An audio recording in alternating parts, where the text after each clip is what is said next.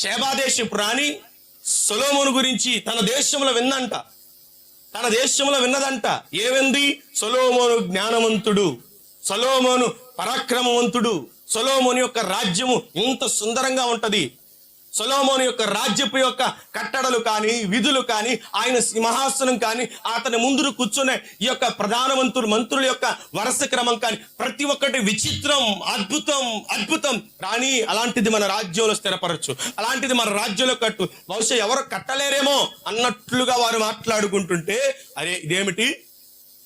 పరాయి రాజ్యం గురించి మనల్ని నా ముందు పొగుడుతున్నాడు, పరాయి రాజ్యం గురించి నా ముందు గొప్ప చెబుతున్నాడు, పరాయి రాజ్యాన్ని రాజుల గురించి నా ముందు గొప్ప చెబుతున్నాడు అని చెప్పి షేబాదేశపు రాణి పరిశీలించి చూద్దామని చెప్పి వెళ్ళిందంట. ఎక్కడి నుంచి? భూదిగంతముల నుండి ప్రయాణం అయ్యి పనివారిని, ఒంటెలను, కానుకలను, తినుబండారములను తీసుకుని వచ్చి సొలొమోను దగ్గర కూర్చుందంట. ఆ రోజు ఆమె కూర్చున్నప్పుడు అక్కడ జరిగిన ప్రతి దానిని ఆమె కళ్ళారా చూసి అంటుంది, నేను విన్నది కొంత, చూచినది బహువింత. అర్థమైందా? విన్నది కొంతే.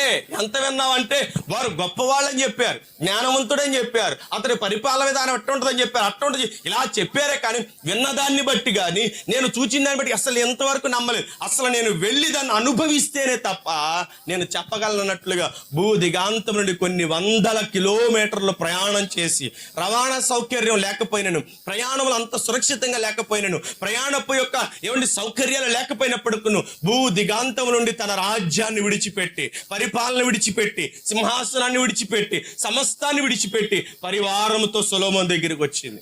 ఏం చేయడానికి? ఆయన్ని తెలుసుకోవడానికి, పరిశీలించి తెలుసుకోవడానికి. సొలొమోను, నీ గురించి చెప్పింది కొంత, విన్నది కొంత, చూసింది కొంత, ఇప్పుడు అనుభవపూర్వకంగా చెబుతున్నాను, నీ సముఖముందుండి నీ ప్రజలు గొప్ప ధన్యులు, భాగ్యవంతులై.